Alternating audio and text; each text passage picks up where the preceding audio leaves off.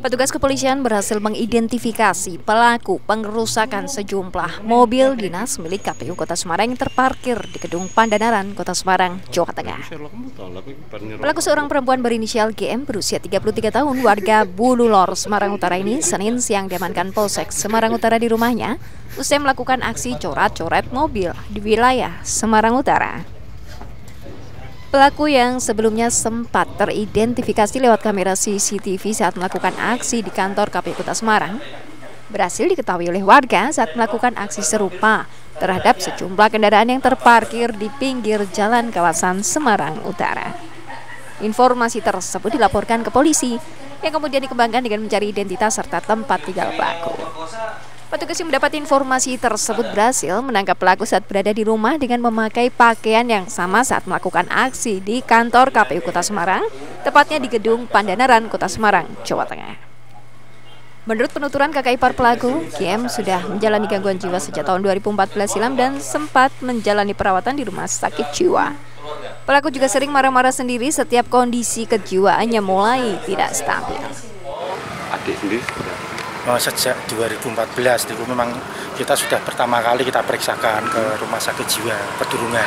Saat itu memang kata beliau-beliau mereka itu masih bisa dirawat jalan. Jadi kalau saya keluarnya dia sering marah-marah, sering histeris, sering ngamuk-ngamuk.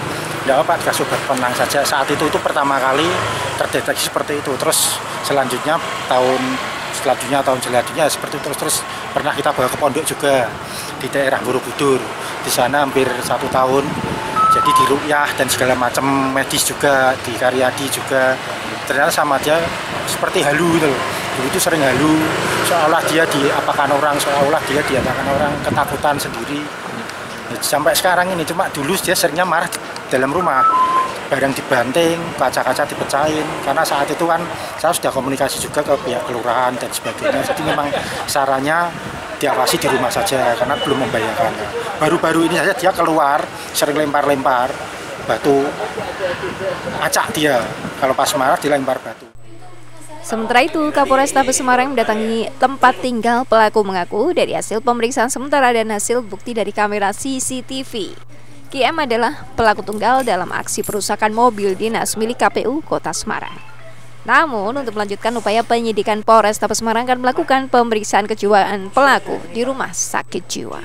Sesuai dengan peristiwa yang terjadi di perkantoran Pandanaran pada hari Sabtu kemarin, hari ini, hari Senin pagi, pelaku terduga pengerusakan kurang lebih 11 unit kendaraan yang terparkir di perkantoran Pandanaran, di mana di perkantoran ini berkantor KPU Kota Semarang, kemudian dari Dinas Koperasi, Kesbang, dan seterusnya.